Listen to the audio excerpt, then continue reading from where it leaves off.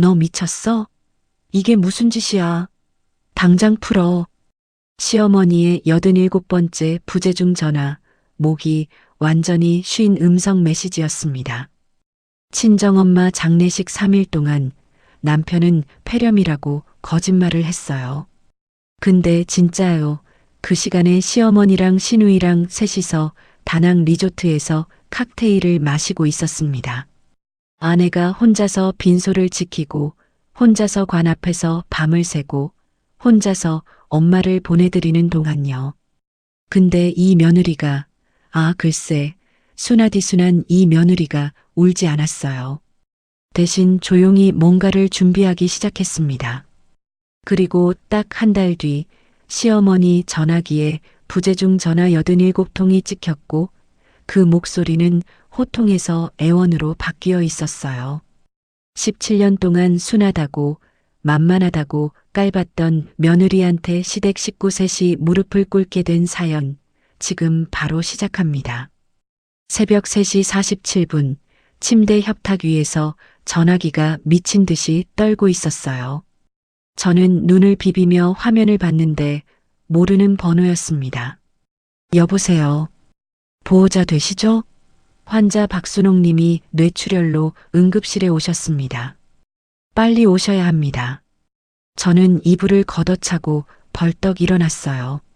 심장이 목구멍까지 올라오는 것 같았습니다.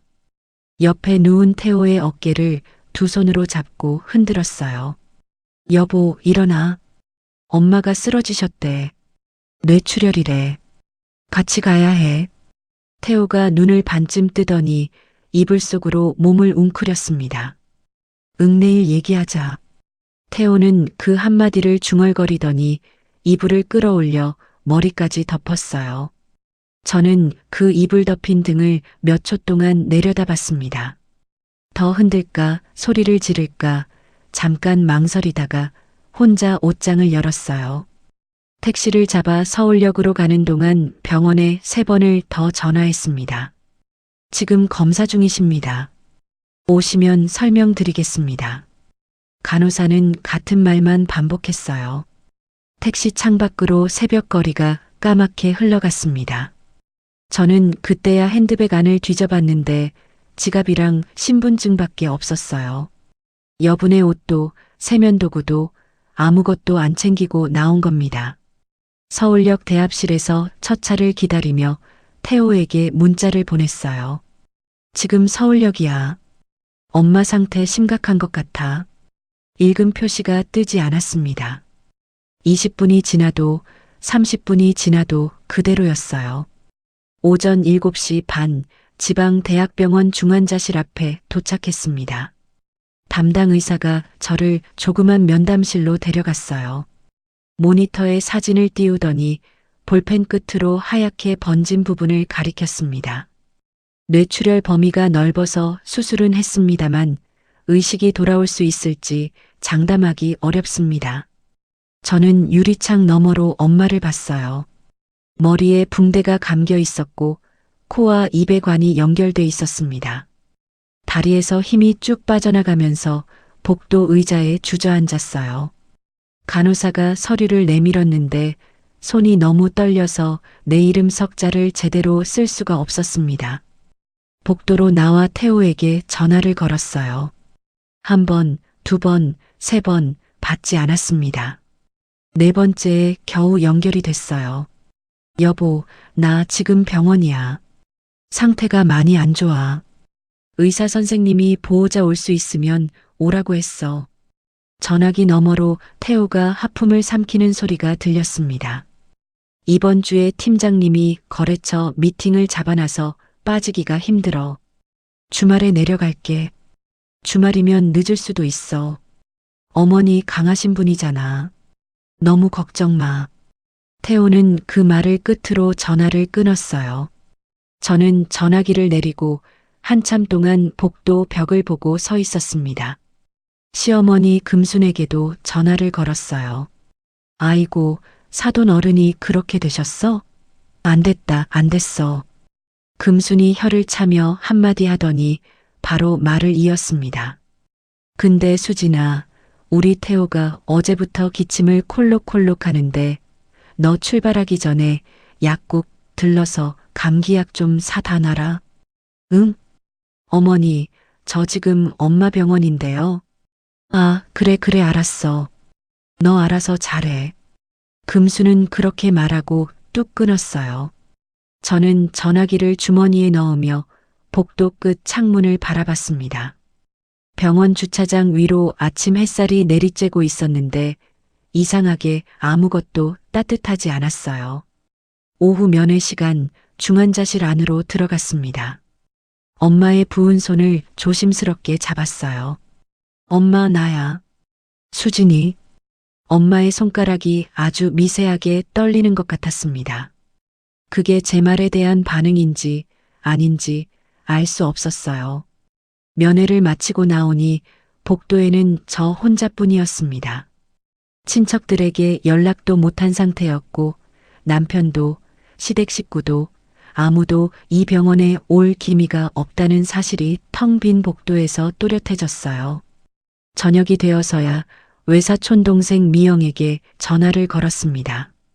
언니, 왜 이제야 연락해? 이모가. 미영이 전화기 너머로 소리를 질렀어요. 미영아, 엄마가 뇌출혈로 쓰러지셨어. 수술은 했는데 의식이 안 돌아와. 나 지금 퇴근했어. 바로 내려갈게. 언니 아무데도 가지 마. 미영이 도착한 건 밤 10시가 넘어서였어요.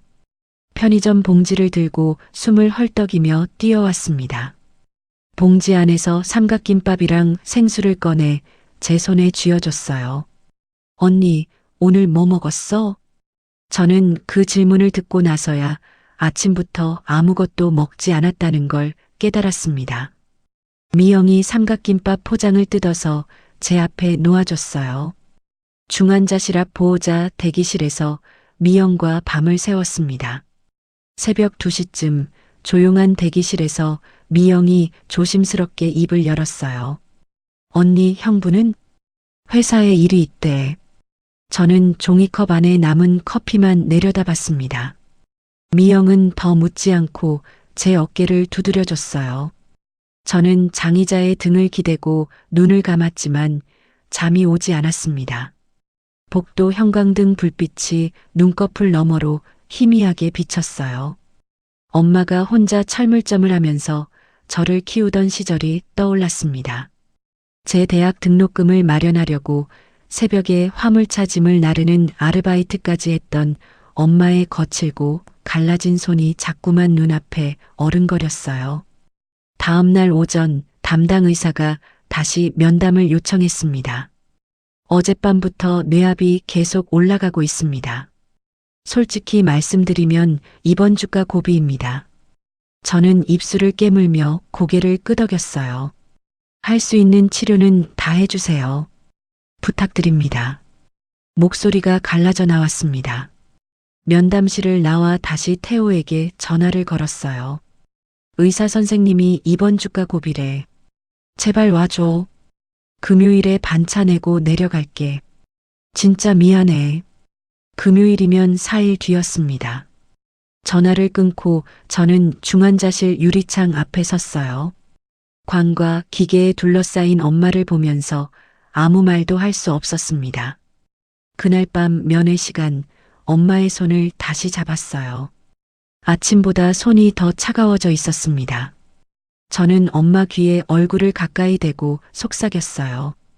엄마, 수진이가 여기 있어. 어디 안 가? 모니터 위에서 숫자들이 조금씩 흔들리고 있었습니다. 간호사가 다가와 어깨를 가볍게 두드렸어요. 보호자분, 면회 시간 끝났습니다. 저는 엄마 손을 놓을 수가 없었어요. 몇 초를 더 붙잡고 있다가 손가락을 하나씩 겨우 폈습니다. 엄마가 쓰러진 지 3일째 되던 날 새벽 중환자실에서 호출이 왔습니다. 저는 대기실 장의자에서 벌떡 일어나 복도를 뛰었어요. 의사가 중환자실 문 앞에 서 있었습니다.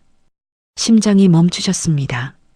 최선을 다했지만 저는 그 말을 알아들으면서도 알아듣지 못한 것처럼 의사의 얼굴을 올려다봤어요. 무슨 소리예요? 어제 손이 떨렸는데 제 손을 잡으려고 한 거라고요. 의사가 고개를 숙였습니다. 미영이 제 뒤에서 울음을 터뜨렸지만 저는 울지 못했어요. 눈물이 나와야 할 자리에 아무것도 없었습니다. 영안실로 옮겨진 엄마의 얼굴은 부어 있었어요. 저는 엄마의 이마를 손끝으로 천천히 쓸어내리며 장례식장 세 곳에 전화를 돌렸습니다. 가장 가까운 곳에 빈소가 하나 남아있다고 했어요. 장례식장 직원이 상복, 제단꽃, 음식 가격을 줄줄 읊는 동안 저는 한 손으로 카드를 내밀고 다른 손으로 태호에게 전화를 걸었습니다. 여보, 엄마 돌아가셨어. 장례식장 잡았으니까 와줘. 부탁이야. 2초, 3초 전화기 너머로 침묵이 흘렀어요. 그 침묵 뒤에 태호가 입을 열었습니다. 수진아, 나 사실 어제부터 기침이 너무 심해서 오늘 병원에 갔거든. 폐렴이래. 의사가 당분간 밖에 나가지 말라고 했어. 그 순간 전화기 너머로 아주 희미하게 웃음소리 같은 게 섞여 들렸어요. 높고 가벼운 시누이 태희의 웃음소리였습니다. 저는 입을 다물고 장례식장 로비 바닥을 내려다봤어요. 그래, 알았어. 몸조리해. 전화를 끊고 나서 손이 떨리기 시작했습니다. 폐렴이면 비행기를 못 타는 건데 하는 생각이 스쳤다가 사라졌어요. 지금은 그걸 따질 때가 아니었습니다. 시어머니 금순에게 전화를 걸었어요. 아이고, 사돈 어른이 결국 그렇게 됐구나. 금순이 혀를 찬 뒤 바로 말을 이었습니다. 근데 수진아, 우리 태호가 폐렴이라 입원할 수도 있다는데 내가 아들 간호해야 되니까 거기는 못 가겠다. 부의금은 보낼 테니까 브이로그에 시모 김금순 30만 원이라고 적어놔. 알았지? 네, 어머니. 저는 전화를 끊고 나서 통장 앱을 열어봤습니다. 금순에게서 온 입금 내역은 없었어요. 그날도 그 다음 날도 끝내 한 푼도 들어오지 않았습니다. 빈소에 재단이 차려졌어요. 엄마의 영정사진이 놓였는데 3년 전 생신 때 제가 찍어드린 사진이었습니다. 분홍색 블라우스를 입고 어색하게 웃고 있는 엄마. 저는 혼자 상주 완장을 팔에 매는데 장례식장 직원이 옆에서 물었어요. 다른 가족분은 안 오십니까? 남편이 아파서요. 완장을 매는 손이 떨리는 걸 들키기 싫어서 고개를 푹 숙였습니다. 조문객은 많지 않았어요. 엄마의 철물점 단골이었던 동네 어르신 5분, 엄마 교회 권사님 2분, 이모분의 가족이 전부였습니다. 서방은 어디 있어? 조문객들이 물을 때마다 저는 같은 말을 반복했어요. 몸이 안 좋아서 못 왔습니다. 이모부가 부의금 봉투를 내려놓으며 혀를 찼습니다. 아무리 아파도 장모님 장례식에는 와야지. 사람이. 저는 아무 대답도 하지 않고 고개만 숙여 인사했어요. 장례 첫째 날 저녁 태호에게서 문자가 왔습니다. 수진아, 힘들지? 약 먹고 쉬고 있어. 빨리 나아서 가야 되는데. 미안해. 저는 빈소 의자에 앉아 그 문자를 읽었어요. 영정사진 속 엄마가 웃고 있었고 빈소에는 저 혼자뿐이었습니다. 응, 몸조리 잘해. 짧게 답장을 보내고 전화기를 뒤집어 무릎 위에 올려놓았어요. 이틀째에도 비슷한 문자가 왔습니다. 오늘 좀 어때? 나 아직 열이 좀 있어. 장모님 못 뵌 게 마음에 걸린다. 이 형식적인 안부 문자가 올 때마다 빈소의 적막함이 더 깊어졌어요. 재단 위 국화꽃 향기가 코끝을 찔렀고 조문객이 끊긴 빈소에서 저는 영정사진만 바라봤습니다. 이틀째 새벽 미영이 종이컵에 커피를 타서 제 손에 쥐어줬어요.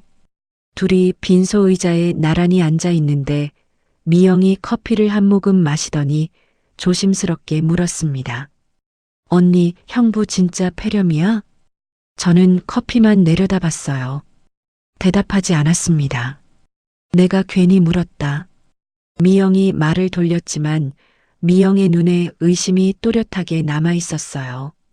저도 사실 전화기 너머로 들렸던 태희의 웃음소리가 머릿속에서 지워지지 않고 있었습니다. 이틀째 오후 저는 태희에게 문자를 보냈어요. 태희야, 혹시 오빠 병원 어디 입원했어? 내가 필요한 거 보내줄게. 1시간 뒤에 답장이 왔습니다. 아, 언니, 오빠 집에서 쉬고 있어요. 병원은 안 갔대요.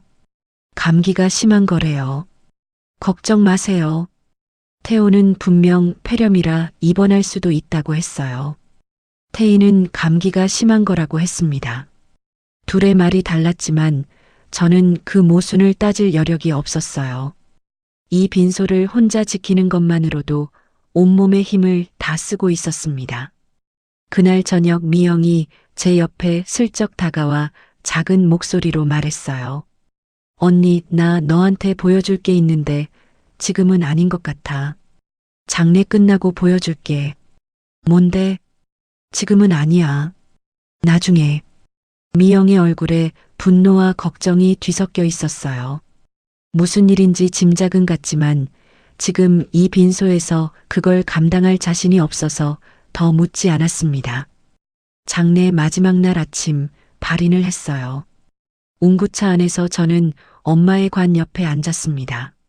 차창 밖으로 엄마가 살던 동네의 거리가 천천히 지나갔어요. 약국, 미용실, 세탁소, 그리고 엄마의 철물점. 간판이 보이는 순간 목 안쪽이 뜨거워졌지만 참았습니다. 화장장에서 엄마를 보내드리고 납골당에 모셨어요. 미영의 차를 타고 납골당을 나오는 길에 비로소 장례가 끝났다는 것, 이제 엄마가 정말 없다는 것이 한꺼번에 밀려왔습니다. 저는 조수석에 앉아 무릎 위에 두 손을 올려놓고 창밖을 봤어요.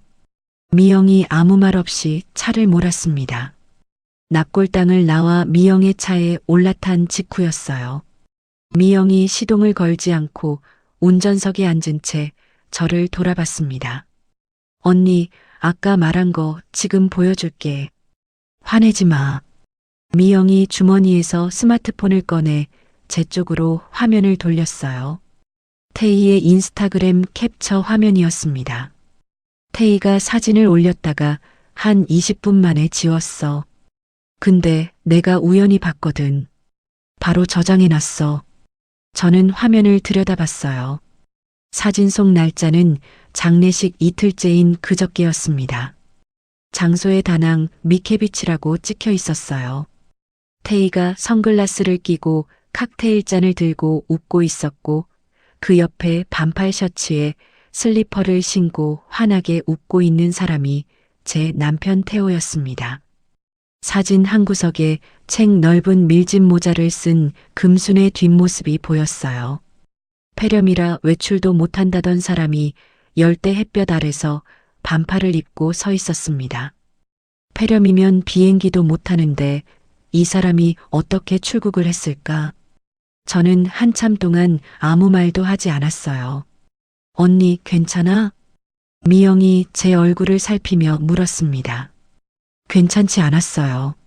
그런데 이게 분노인지 허탈함인지 슬픔인지 구분이 되지 않았습니다. 엄마관 앞에서 혼자 밤을 새는 동안 태호는 다낭 리조트에 있었어요. 그 사실이 머릿속에서 하나의 문장으로 완성되자 가슴이 아닌 머리가 차가워지는 감각이 왔습니다. 언니, 집에 갈 거야? 아니, 엄마 집에 데려다 줘. 미영은 아무 말 없이 차를 돌렸어요. 엄마가 살던 철물점 건물 2층 작은 집에 도착했습니다. 현관문을 열자 엄마의 낡은 실내화가 가지런히 놓여 있었어요.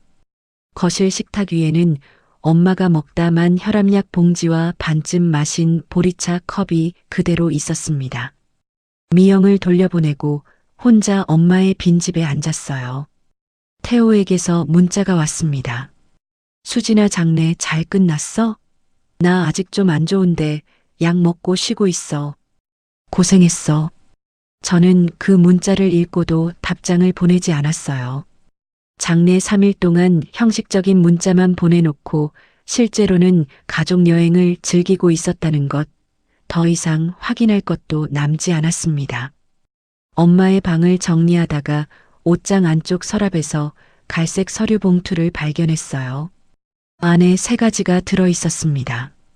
철물점 건물 등기권리증, 엄마 이름으로 된 농협 예금 통장, 그리고 편지 한 통.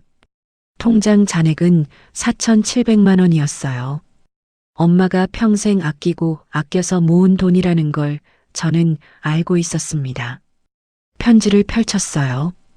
엄마의 삐뚤빼뚤한 손글씨가 보였습니다. 수진아, 엄마가 너한테 해준 게 없어서 미안하다. 이 집이랑 통장은 다 내 거다. 시집살이 힘들어도 참느라 고생 많았다. 엄마는 다 알고 있었어. 사랑한다. 장례식장에서도 납골당에서도 참았던 울음이 터져나왔어요. 엄마가 시집살이를 다 알고 있었다는 그 한 줄이 가슴 한복판을 찔렀습니다. 저는 편지를 가슴에 안고 엄마 방 바닥에 쪼그려 앉아 한참을 울었어요. 아무도 없는 빈집에서 제 울음소리만 벽에 부딪혀 돌아왔습니다. 한참을 운 뒤 엄마의 부엌으로 갔어요. 엄마가 늘 쓰던 주전자에 물을 올리고 보리차 봉지를 넣었습니다. 보리차를 따르는 동안 손이 떨렸지만 한 모금 마시자 엄마 집 특유의 보리차 맛이 났어요. 엄마가 이 부엌에서 매일 이 차를 끓이며 저를 생각했을 거라는 것이 떠올랐습니다. 찻잔을 내려놓은 뒤 아까와는 다른 감각이 왔어요. 울음이 멈추고 머릿속이 맑아지기 시작했습니다. 밤늦게까지 엄마 집에 앉아 통장과 등기권리증을 다시 꺼내 확인했어요. 철물점 건물은 엄마 단독 이름으로 되어 있었고 빚도 담보도 없었습니다. 외동딸인 제가 혼자 물려받게 되는 거였어요. 그러다 문득 제 이름으로 되어 있는 것들의 목록이 하나씩 떠올랐습니다. 서울 아파트 등기 이름, 태호가 타는 차의 할부 이름, 그리고 시어머니 금순의 분식집, 폐업빈 연대보증. 결혼 17년 동안 제 이름으로 묶여 있는 것들이 생각보다 많았어요. 그날 밤 엄마의 침대에 누워 천장을 봤습니다. 서울로 올라가면 뭘 해야 하는지 정리하기 시작했어요. 분노에 휩쓸려 소리를 지르거나 다낭 사진을 들이밀며 따지는 건 아무 의미가 없었습니다. 그보다 먼저 해야 할 일은 이 사람들에게 묶여있는 제 이름을 하나씩 걷어들이는 것이었어요. 엄마의 편지를 핸드백 안쪽 지퍼칸에 넣고 지퍼를 잠갔습니다. 내일 아침 일찍 법무사를 알아봐야겠다고 생각했어요. 다음 날 아침 8시 미영에게 전화를 걸었어요. 미영아, 혹시 내 남편이 아는 법무사 있다고 했지? 연락처 좀 줄 수 있어? 언니 무슨 일 하려고? 상속 절차 때문에. 미영은 더 캐묻지 않았습니다. 30분 뒤에 법무사 사무실 번호가 문자로 왔어요. 저는 오전 10시에 예약을 잡고 엄마의 서류 봉투를 들고 법무사 사무소를 찾아갔습니다. 법무사가 서류를 한 장씩 넘기며 확인하더니 고개를 끄덕였어요. 외동딸이시니 상속은 단순합니다. 사망신고하시고 이름 옮기면 됩니다. 저는 미리 준비해간 사망진단서와 가족관계 증명서를 내밀었어요. 그 자리에서 바로 서류를 작성하기 시작했습니다. 법무사가 펜을 멈추고 저를 올려다봤어요. 혼인 중이시면 남편분 동의가 필요한 건 아닌지 확인차 여쭙습니다. 이건 친정 재산이고 남편과는 별개입니다. 네, 물려받는 재산은 받는 분 개인 재산이니 맞습니다. 법무사가 고개를 끄덕이며 서류 작성을 이어갔어요. 법무사 사무소를 나온 뒤 근처 카페에 앉았습니다. 가방에서 수첩을 꺼내 제 이름으로 묶여 있는 것들을 하나씩 적기 시작했어요. 첫째, 서울 아파트. 결혼 초기에 친정 어머니가 전세자금 5천만 원을 보태주고 제가 추가로 빚을 내서 산 집이었습니다.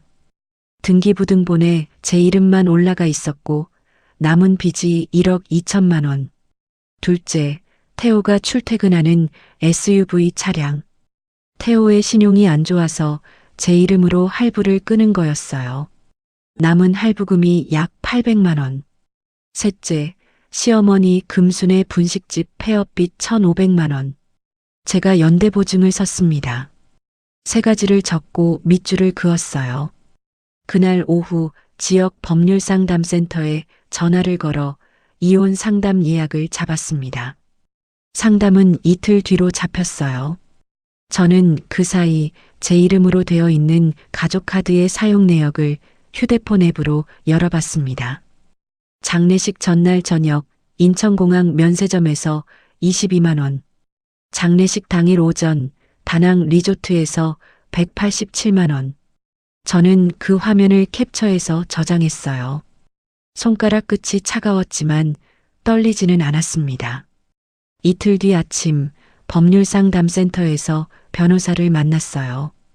저는 캡처해둔 태희의 인스타그램 사진, 카드 결제 내역을 테이블 위에 펼쳐놓았습니다. 남편의 출국 기록을 확인할 수 있는 방법이 있을까요? 변호사가 서류를 하나씩 살피더니 안경을 고쳤으며 말했어요. 장모님 장례식 기간에 거짓말을 하고 해외여행을 간 거면 남편 쪽이 잘못한 게 분명합니다. 아파트가 부인분 혼자 이름으로 되어 있고 결혼 전에 사신 거면 재산 나눌 때도 상당히 유리하고요. 저는 고개를 끄덕였어요. 이혼 소장 작성을 진행해 주세요. 변호사가 펜을 들며 물었습니다. 다른 건 없으십니까? 연대보증권이 하나 있어요. 시어머니 빚에 제가 보증을 섰는데 이걸 빠질 수 있는 방법이 있을까요? 변호사가 잠시 생각하더니 입을 열었어요. 연대보증은 보증인이 혼자 빠질 수는 없고 은행하고 얘기를 해야 합니다. 다만 보증계약서에 기간이 적혀 있으면 그 기간이 끝날 때 갱신을 안 하겠다고 하면 됩니다. 계약서 원본을 한번 확인해 보시겠어요? 저는 수첩에 메모했어요. 집에 돌아가서 보증계약서 원본을 찾아야 했습니다. 상담을 마치고 자리에서 일어서는데 변호사가 저를 불러 세웠어요. 한 가지 조언을 드리면 상대방에게 미리 알리지 마세요. 소장 넣기 전에 감정적으로 부딪히면 증거를 없애거나 재산을 빼돌리려고 할 수 있습니다. 네, 알겠습니다. 그 말은 제가 이미 생각하고 있던 것이었어요. 서울에 올라가서도 아무 내색 없이 지내야 한다는 뜻이었습니다. 친정집에 머문 마지막 날 엄마의 집을 정리했어요. 엄마가 쓰던 찻잔 세트와 보리차 봉지를 가방에 넣었습니다. 철물점 건물 1층은 비어 있었는데 나중에 새를 놓을 수도 있겠다는 생각이 들었어요. 건물 밖으로 나와 외벽에 아직 붙어 있는 박순옥 철물점 간판을 올려다봤습니다. 엄마, 내가 잘할게. 속으로 말하고 고개를 돌렸어요. 미영이 차로 KTX역까지 데려다 줬습니다. 차 안에서 미영이 핸들을 잡은 채 저를 흘끗 봤어요. 언니, 뭔가 준비하고 있는 거지? 미영아, 고마웠어. 네가 없었으면 장례 못 치렀을 거야. 언니, 무슨 일이든 나한테 말해. 내가 도울 수 있는 거면 돕겠다. 응, 그때 연락할게. 저는 짧게 말하고 차에서 내렸어요. KTX 안에서 창밖을 보며 서울로 돌아가는 동안 핸드백 안쪽 지퍼칸에서 엄마의 편지가 손끝에 만져졌습니다. 저는 편지를 꺼내지 않고 지퍼 위를 손끝으로 한번 쓸었어요. 서울 아파트에 돌아가면 태호의 서재에서 금순의 보증계약서 원본을 찾아야 했습니다. 아무렇지 않은 얼굴로 며칠을 더 버텨야 했어요. 서울역에 도착해 택시를 타고 아파트 앞에 섰습니다. 현관문 비밀번호를 누르기 전에 심호흡을 한번 하고 평소와 같은 표정을 만들었어요. 그로부터 나흘 뒤 태호가 다낭에서 돌아오는 날이었습니다. 저는 그 나흘 동안 집에서 평소와 다름없이 생활했어요. 태호가 출근할 때 쓰던 서재에 들어가 서랍을 하나씩 열었습니다. 아파트 등기부등본 사본을 확인하고 차량 등록증 사본을 복사해뒀어요. 서랍 안쪽 깊숙한 곳에서 금순의 빈 연대보증 계약서 원본을 찾았습니다. 보증 기간이 5년으로 적혀 있었고 그 만료일이 2달 뒤였어요. 저는 계약서를 펼쳐 스마트폰으로 촬영한 뒤 변호사에게 메일로 보냈습니다. 오후 3시쯤 현관문이 열렸어요. 태호가 캐리어를 끌며 들어왔는데 얼굴이 까맣게 그을려 있었습니다. 저는 거실 소파에 앉아 있다가 올려다봤어요.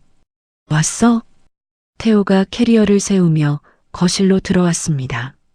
수진아, 나왔어. 많이 힘들었지? 나도 폐렴 때문에 병원에 있으면서 걱정 많이 했어.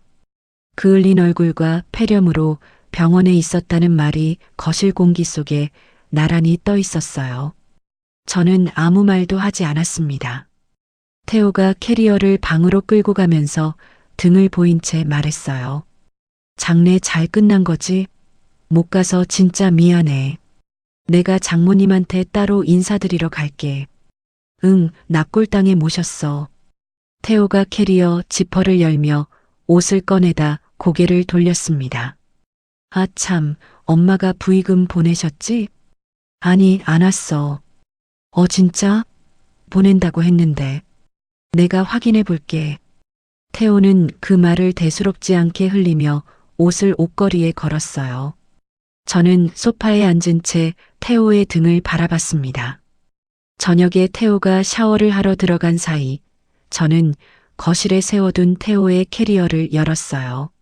안에 다낭 면세점 쇼핑백이 들어 있었고 리조트 수건이 한 장 섞여 있었습니다. 캐리어 안주머니에 구겨진 영수증 하나가 손에 잡혔어요. 다낭 리조트 체크인 날짜가 엄마 장례식 첫째 날과 정확히 일치했습니다. 저는 그 영수증을 스마트폰으로 촬영한 뒤 원래 자리에 도로 넣어뒀어요. 캐리어 지퍼를 원래대로 닫고 소파로 돌아왔습니다. 욕실에서 물소리가 멈추고 태호가 수건으로 머리를 닦으며 나왔어요. 수진아, 밥 먹었어? 나 배고픈데. 냉장고에 찌개 있어.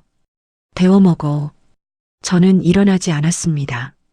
태호가 고개를 갸웃하더니 부엌으로 가서 혼자 찌개를 데웠어요. 그 주 내내 저는 평소처럼 아침을 차렸습니다. 태호의 셔츠를 다리미질하고 구두를 현관에 가지런히 놓았어요.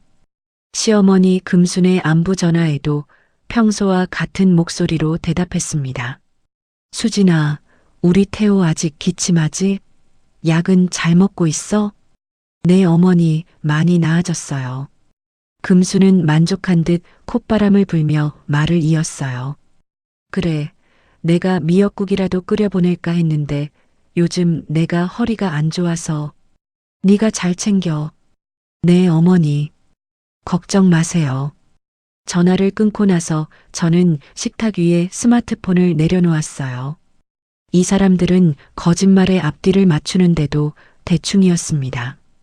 폐렴이라더니 감기라 하고 입원할 수도 있다더니 집에서 쉬고 있다 하고 부의금을 보낸다더니 한 푼도 안 보내고 그 엉성한 거짓말에 맞장구를 쳐주는 제가 이상한 건지 이 사람들이 저를 그 정도로 만만하게 본 건지 둘 다였어요. 변호사에게서 연락이 왔습니다.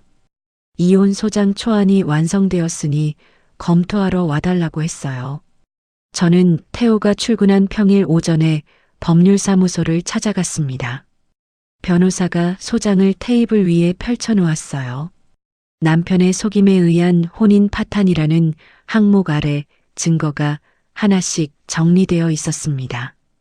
친정어머니 장례식 기간 중 해외여행 사실, 폐렴이라는 거짓 사유, 태희의 인스타그램 캡처, 카드 결제 내역, 리조트 영수증 사진. 저는 소장을 처음부터 끝까지 읽었어요. 몇 군데의 날짜와 사실관계를 보완한 뒤 변호사에게 돌려줬습니다. 다음 주 화요일에 접수해 주세요. 변호사가 펜으로 달력에 표시하며 고개를 끄덕였어요.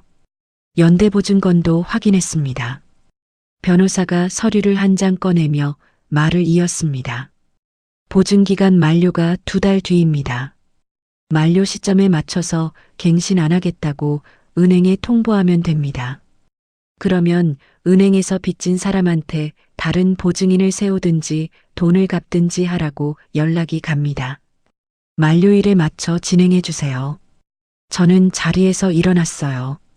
소장 접수 이틀 전인 일요일 저녁이었습니다. 저는 거실 식탁 위에 서류를 준비해 놓았어요. 태호가 퇴근 후 소파에 앉아 TV를 보고 있었습니다. 태호야, 잠깐 여기 앉아봐. 태호가 별 생각 없이 리모컨을 내려놓고 식탁으로 왔어요. 저는 이혼 소장 사본과 증거자료 목록을 태호 앞으로 밀어놓았습니다. 이혼 소장이야. 화요일에 법원에 접수해. 태호가 첫 장을 집어들더니 눈이 커졌어요. 뭐? 인천공항 면세점 결제 내역, 다낭 리조트 영수증, 태희 인스타그램 캡처. 네가 폐렴이라면서 왜 출국 기록이 있는지 다 있어. 변명 안 들을 거야. 태호의 얼굴에서 혈색이 쭉 빠졌습니다. 서류를 쥔 손이 미세하게 떨리고 있었어요. 야, 잠깐만. 이거 좀 얘기하자. 내가 설명할게. 설명 안 들어도 돼. 저는 서류 뭉치 아래에 있던 등기부등본 사본을 꺼내 태호 앞에 놓았어요. 그리고 이 아파트 내 이름이야. 등기부등본 확인해봐. 이혼 확정되면 여기서 나가야 해. 태호가 의자에서 벌떡 일어났습니다. 뭐? 야, 여기가 우리 집이잖아. 내 이름으로 결혼 전에 산 집이야. 이혼 확정되면 살 수 없어. 태호가 두 손을 식탁에 짚고 몸을 앞으로 숙이며 목소리를 높였어요. 지금 나한테 이러는 거야? 장모님 돌아가셔서 예민한 거 이해하는데 그 입으로 엄마 얘기하지 마. 태호의 입이 멈췄습니다. 저는 태호의 눈을 똑바로 올려다보며 말했어요. 내 차도 내 이름이야. 이름 안 바꾸면 내가 할부 납입을 중단할 거야. 그러면 캐피탈에서 차 가져가. 알아서 해. 저는 자리에서 일어나 방으로 들어가 문을 닫았습니다. 거실에서 태호가 서류를 넘기는 소리가 들렸어요. 한참 뒤 태호가 전화를 거는 소리가 났습니다. 엄마, 수진이가 이혼한대. 태호의 떨리는 목소리가 닫힌 문 너머로 새어 들어왔어요. 그날 밤 방 안에서 불을 끄고 누워 있었어요. 거실에서 태호가 시어머니 금순과 통화하는 소리가 1시간 넘게 이어졌습니다. 태호의 목소리가 점점 작아졌어요. 엄마, 나도 몰라. 수진이가 다 알고 있어. 다낭 간 것도 카드 쓴 것도 다. 금순의 목소리가 전화기 너머로까지 들릴 만큼 새어나왔습니다. 무슨 말인지 또렷하게 들리지는 않았지만 쉴 새 없이 쏟아붓는 금순의 톤은 분명했어요. 저는 그 소리를 들으며 천장을 바라봤습니다. 내일 아침 금순에게서 전화가 올 거라는 걸 알았고 그 전화를 받지 않을 것도 이미 결정해뒀어요. 다음 날 아침 7시 12분 금순에게서 첫 번째 전화가 왔습니다. 화면을 보고 받지 않았어요. 7시 14분 두 번째, 7시 15분 세 번째, 7시 18분에 문자가 왔습니다. 수진아, 당장 전화 받아. 저는 그 문자를 읽고 스마트폰을 뒤집어 식탁 위에 놓은 뒤 부엌으로 갔어요. 주전자에 물을 올리고 보리차 봉지를 넣었습니다. 오전 내내 금순의 전화는 계속됐어요. 10통이 넘어가고 20통이 넘어가면서 문자의 톤이 바뀌기 시작했습니다. 처음에는 이랬어요. 수진이가 감히 우리 태호한테, 네 시어머니한테 이래도 되는 거야. 20통이 넘자 이렇게 바뀌었습니다. 수진아, 내가 얘기 좀 하자. 전화 받아라. 30통이 넘자 또 바뀌었어요. 수진아, 전화 좀 받아. 이건 아니잖아. 저는 스마트폰을 무음으로 바꾸고 엄마가 남겨준 찻잔에 보리차를 따랐습니다. 찻잔을 감싸 쥐니 손바닥이 따뜻해졌어요. 낮 12시쯤 태호가 출근도 하지 않고 집에 있으면서 제 방문을 두드렸습니다. 수진아, 엄마 전화 좀 받아줘. 엄마가 나한테 계속 전화해서 미치겠어. 저는 문을 열지 않았어요. 야, 이러면 안 되는 거 아니야? 부부 사이의 대화로 풀어야지. 태호가 문 앞에서 한참을 서성였습니다. 저는 노트북을 열어 변호사에게서 온 소장 접수 준비 확인 메일을 읽고 있었어요. 태호의 발소리가 거실 쪽으로 멀어졌습니다. 오후가 되자 금순의 전화는 50통을 넘겼어요. 문자의 톤이 또 한 번 바뀌었습니다. 내가 좀 심했다, 응? 그래도 가족인데. 전화 한 번만 받아라. 60통을 넘기면서 이런 문자가 왔어요. 수진아, 이모부한테는 얘기하지 마라. 창피해서 못 살아. 저는 이 문자들을 하나도 삭제하지 않고 모두 캡처해서 증거 폴더에 저장했습니다. 저녁 무렵 금순이 핵심을 건드리기 시작했어요. 태호에게 전화를 걸어 소리치는 게 거실까지 들렸습니다. 태호야, 수진이가 혹시 내 빚 보증 건드리는 거 아니지? 그거 빠지면 나 당장 은행에서 갚으라고 나온다. 태호가 소파에 앉은 채 머리를 감싸쥐고 대답했어요. 엄마, 나도 몰라. 수진이가 나한테 말을 안 해. 저는 방 안에서 그 소리를 들으며 보증기간 만료가 2달 뒤라는 것, 그때 갱신 거절 통보가 들어갈 거라는 것을 다시 한번 확인했습니다. 밤 9시가 넘어 금순의 전화는 80통을 넘겼어요. 이제 문자도 오지 않았습니다. 대신 음성 메시지가 남기 시작했어요. 처음 몇 개는 이랬습니다. 전화 좀 받아라, 이 못된 것아. 금순의 목소리가 쉬어갔어요. 점점 분노와 공포가 뒤섞이기 시작했습니다. 자기 빚 이야기, 아들 이혼 이야기, 동네 체면 이야기를 두서없이 쏟아냈어요. 내가 평생 고생해서 아들 키웠는데 네가 이러면 나는 어떻게 되는 거야? 은행에서 돈 갚으라고 하면 내가 그 돈을 어디서 구해? 태호 아빠도 없는데 내가 누굴 믿고 사는 거야? 목소리가 갈라지고 숨이 거칠어졌습니다. 87통째 전화가 왔을 때 저는 받지 않았어요. 금순이 마지막 음성 메시지를 남겼습니다. 목소리가 완전히 쉬어 있었어요. 아, 이게 무슨 짓이야? 당장 풀어. 그 풀어가 보증을 건드리지 말라는 건지, 이혼을 취소하라는 건지, 아들을 놓아달라는 건지, 금순 스스로도 모르는 것 같았어요. 한 사람의 세계가 무너지는 소리가 그 짧은 음성 메시지 안에 들어 있었습니다. 저는 그 음성 메시지를 끝까지 들었어요. 잠시 스마트폰 화면을 내려다봤습니다. 이 87통의 전화가 며칠 전 제가 장례식장에서 태호에게 걸었던 전화와 같은 무게일까? 저는 엄마가 쓰러졌을 때 태호에게 3번 전화했고 금순에게 2번 전화했어요. 그 5통의 전화가 오늘의 87통보다 더 절박했다는 것을 이 사람들은 영원히 모를 겁니다. 스마트폰을 내려놓고 변호사에게 문자를 보냈어요. 소장 접수 화요일 예정대로 진행 부탁드립니다. 답장이 바로 왔습니다. 네, 예정대로 접수하겠습니다. 저는 스마트폰을 충전기에 꽂고 불을 껐어요. 엄마가 남겨준 보리차를 한 잔 더 따라 마시고 잠자리에 들었습니다. 이혼 소장이 법원에 접수된 뒤 태호는 처음에 이혼을 거부했어요. 시간을 달라. 상담을 받자.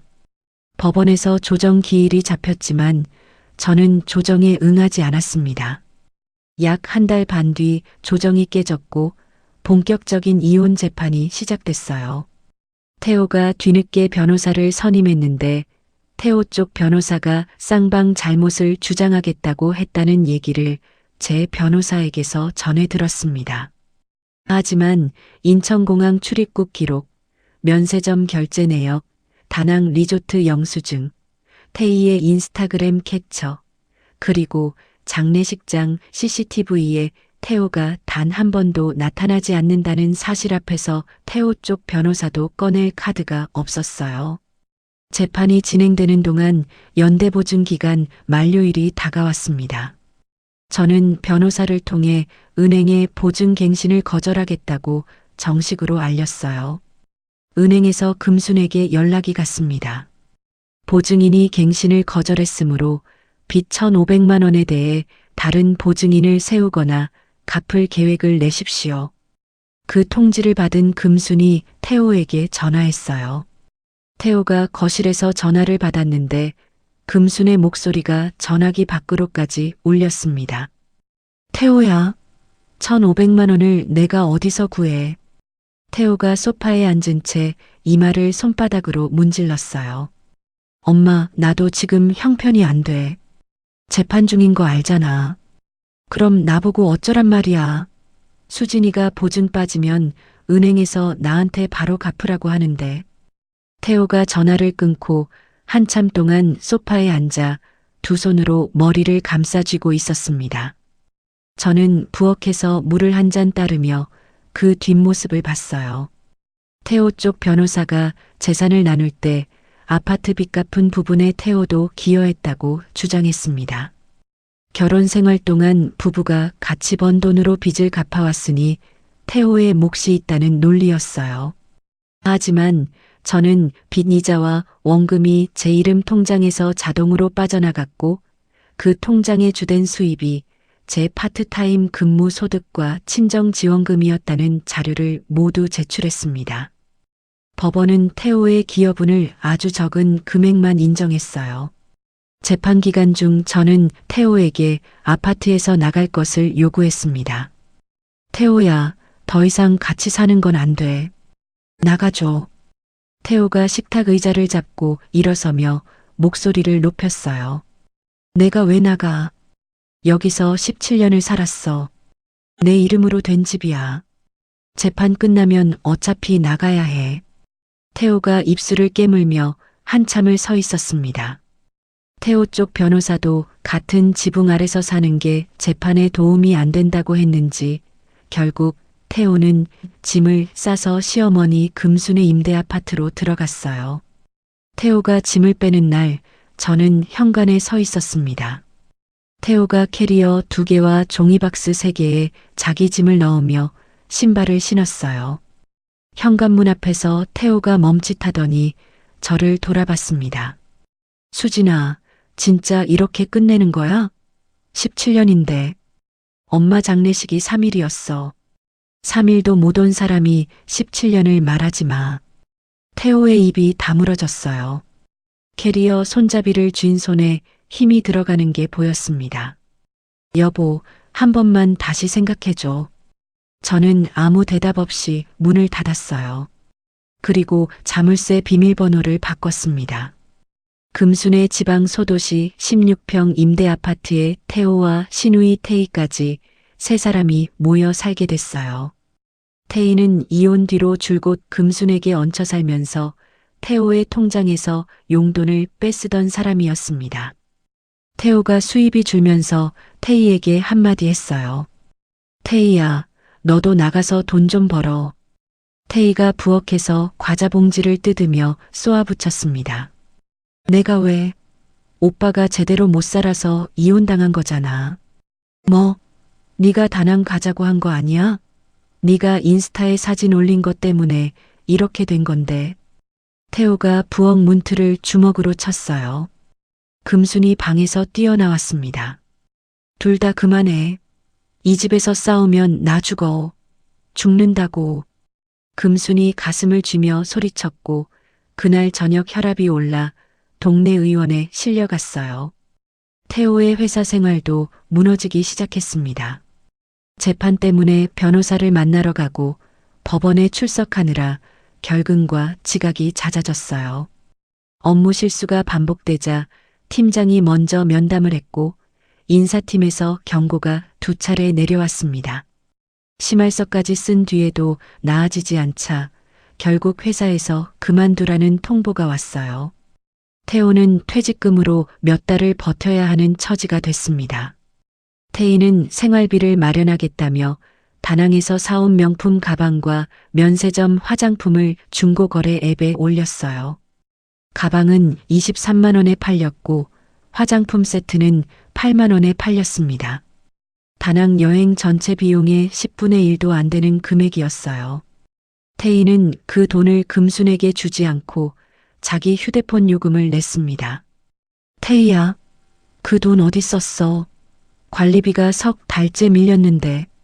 금순이 태희의 방문을 벌컥 열며 소리쳤어요. 내 폰 요금 냈어요. 폰이 끊기면 알바 구하는 것도 못하잖아요. 뭐? 관리비 독촉장이 날아왔는데 네 폰 요금을 내. 금순이 손에 든 독촉장을 태희 앞에 흔들었습니다. 태희는 고개를 돌리며 이어폰을 꽂았어요. 저는 그 기간 동안 서울 아파트에서 혼자 지내면서 친정어머니의 상속 절차를 마무리했습니다. 철물점 건물과 예금이 제 이름으로 완전히 넘어왔어요. 건물 1층에 작은 가게를 하겠다는 세입자가 나타나서 월 55만 원에 계약을 맺었습니다. 큰 돈은 아니었지만 엄마가 남겨준 것이 매달 제 통장에 조용히 들어오는 것 자체가 의미가 있었어요. 금순의 임대 아파트에서는 관리비가 석 달째 밀리기 시작했고 관리사무소에서 독촉장이 날아왔습니다. 태호가 배달 일을 시작했지만 체력이 따라주지 않아 열흘 만에 그만뒀어요. 금수는 연금을 합쳐 월 60만 원 남짓으로 세 사람의 밥값을 감당하려 했지만 턱없이 부족했습니다. 어느 저녁 금순이 좁은 거실에서 태호에게 손가락질을 하며 소리쳤어요. 네가 그 여행만 안 갔으면 이렇게까지 안 됐어. 태희가 방에서 나오며 받아쳤습니다. 엄마가 먼저 수진이한테 시키면 되지 했잖아. 여행 가자고 한 것도 엄마잖아. 태호가 두 손으로 머리를 감싸 쥐고 고함을 질렀어요. 제발 좀 그만해. 나 좀 내버려둬. 좁은 거실에 세 사람의 고함이 부딪혔습니다. 같은 이해관계로 붙어있던 접착제가 사라지자 가족이라는 이름만으로는 한 지붕 아래 버틸 수 없다는 것이 매일 저녁 그 임대 아파트에서 증명되고 있었어요. 이혼 재판이 시작된 지 약 1년 뒤 법원에서 판결이 나왔습니다. 태호가 잘못한 쪽으로 인정됐고 아파트는 제가 결혼 전에 혼자 산 재산이라 태호의 몫이 아주 적게만 인정됐어요. 위자료 판결도 나왔지만 태호에게 줄 능력이 없다는 걸 저는 알고 있었습니다. 판결문을 받아든 날 법률사무소를 나오면서 하늘을 올려다봤어요. 화려한 승리감 같은 건 없었습니다. 무거운 짐을 내려놓은 뒤에 오는 허전함 같은 것이 가슴 한쪽에 있었어요. 이혼이 확정된 뒤 저는 서울 아파트를 매물로 내놓았습니다. 이 집에서 17년을 살았지만 더 이상 이 공간에 남아있을 이유가 없었어요. 집이 팔리면 남은 빚을 갚고 나머지 돈으로 새 출발을 할 계획이었습니다. 부동산에 열쇠를 맡기고 나오는 날 현관 앞에 잠시 섰어요. 이 문 앞에서 태호의 구두를 정리하고 시어머니의 방문에 억지 웃음을 지었던 17년의 시간이 스쳐 지나갔습니다. 저는 고개를 돌리고 엘리베이터 버튼을 눌렀어요. 짐을 정리하면서 가져갈 것은 많지 않았습니다. 옷 몇 벌, 엄마의 유품 상자, 엄마가 쓰던 찻잔 세트와 보리차 봉지, 그리고 핸드백 안쪽 지퍼칸에 든 엄마의 편지. 택배 박스 2개에 짐을 넣어 친정어머니의 철물점 건물로 보냈어요. KTX를 타고 지방 소도시에 도착했습니다. 철물점 건물 앞에 섰는데 1층은 새 세입자가 작은 생활용품 가게를 여러 불이 켜져 있었어요. 2층으로 올라가는 좁은 계단은 엄마가 매일 오르내리던 그 계단 그대로였습니다. 문을 열고 들어가니 제가 보내놓은 택배 박스 2개가 거실에 놓여 있었고 엄마가 쓰던 찻장이 벽에 붙어 있었어요. 짐을 풀고 엄마의 찻잔을 찻장에 올려놓았습니다. 부엌에서 보리차를 끓였어요. 엄마가 쓰던 주전자에 물을 올리고 보리차 봉지를 넣는 동안 창밖으로 베란다 화분이 보였습니다. 오랫동안 물을 못 줘서 잎이 시들어 있었어요. 보리차가 끓는 동안 화분에 물을 줬습니다. 미영이 집들이라며 찾아왔어요.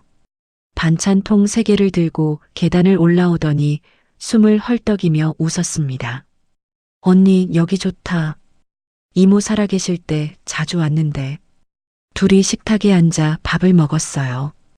미영이 반찬을 제 밥 위에 올려주며 물었습니다. 언니 앞으로 뭐 할 거야? 당장은 모르겠어. 동네 문화센터에서 서예 수업하는 데 있던데 그거 하나 등록하려고. 미영이 젓가락을 내려놓으며 웃었어요. 언니답다. 뭐가? 아무 데서나 조용히 뭔가 시작하는 거. 이모 닮았어. 저는 밥을 한 숟갈 떠먹으며 아무 말도 하지 않았지만 입꼬리가 살짝 올라갔습니다. 며칠 뒤 동네 문화센터에 가서 서예 수업을 등록했어요. 수강생은 대부분 저보다 나이 많은 어르신들이었습니다. 옆자리에 앉은 할머니가 제 쪽을 보며 말을 걸었어요. 아가, 여기 처음이야? 참 곱게 생겼네. 저는 오랜만에 웃으면서 대답했습니다. 네, 처음이에요. 잘 부탁드려요. 먹물 냄새를 맡으며 붓을 쥐었는데 손이 떨리지 않았어요. 화선지 위에 먹을 찍은 붓끝이 천천히 내려앉았습니다. 금순의 임대 아파트에서는 빚 보증인이 빠진 뒤 금순이 다른 보증인을 세우지 못했어요. 결국 은행과 나눠서 갚기로 했지만 매달 갚아야 할 돈을 감당하기 어려웠습니다. 태호는 다시 일자리를 구하지 못한 채 편의점 야간 아르바이트를 전전했어요. 태희는 금순과 크게 싸운 뒤 짐을 싸서 나갔습니다. 나 지인 집에 갈 거야. 여기 있으면 나도 죽어. 태희가 가방을 메고 현관문을 열었어요. 금순이 뒤에서 소리쳤습니다. 아, 태희야. 너까지 나가면 나는 어떡하라고. 태희는 대답하지 않고 문을 닫았어요. 다낭에서 함께 웃으며 사진을 찍던 3사람은 이제 한 식탁에 앉을 일이 없어졌습니다. 어느 저녁 저는 엄마의 영정사진을 거실 찻장 위에 모셔놓고 보리차를 한 잔 끓여 영정 앞에 올려놓았어요. 사진 속 엄마는 분홍색 블라우스를 입고 어색하게 웃고 있었습니다. 엄마, 나 여기서 잘 살게. 엄마가 지켜준 거 알아. 저는 엄마에게 말한 뒤 제 잔에도 보리차를 따랐어요. 한 모금 마시는데 창밖으로 해가 지고 있었습니다. 1층 가게에서 세입자가 셔터를 내리는 소리가 들렸어요. 베란다 화분에서 물을 준 뒤 세입이 하나 올라오고 있었습니다. 제 전화기는 조용했어요. 87통의 부재중 전화도 폐렴이라는 거짓말도 울 며느리는 참 순하다는 말도 더 이상 없었습니다. 보리차의 온기가 손끝에 전해졌어요. 이 저녁이 제가 되찾은 제 일상의 첫 장이었습니다. 시청자 여러분, 오늘 이야기 어떠셨나요? 친정엄마 장례식 날, 폐렴이라는 거짓말 뒤에 숨어 다낭으로 떠난 남편과 시댁 식구들, 그리고 빈소를 혼자 지키며 눈물 대신 서류를 모은 한 여자의 이야기였습니다. 시어머니 금수는 87통의 전화를 걸며 호통치다 애원하다 결국 빚 톡촉장 앞에 무릎을 꿇었고, 남편 태호는 직장에서 잘리고 캐리어 2개를 끌고 쫓겨나듯 집을 나섰죠. 다낭에서 셀카를 올렸던 시누이 태희는 23만 원의 가방을 팔아 자기 폰 요금을 내다가 결국 가족에게서도 버림받았습니다. 다낭 리조트에서 함께 웃던 3사람은 이제 한 식탁에 앉을 일조차 없어졌어요. 순하다고 만만한 게 아니고 조용하다고 모르는 게 아니었습니다. 사람을 함부로 대하면 언젠가 그 사람이 쥐고 있던 것들이 뭔지 알게 되는 날이 오더라고요. 수진 씨는 지금 엄마가 남겨준 작은 집에서 보리차를 끓이며 자기만의 하루를 살고 있습니다. 혹시 여러분 주변에도 만만하게 봤다가 크게 후회한 사람 이야기가 있으신가요? 댓글로 한 말씀 남겨주시면 저도 꼭 읽어보겠습니다. 그럼 오늘도 행복한 하루 되세요. 감사합니다.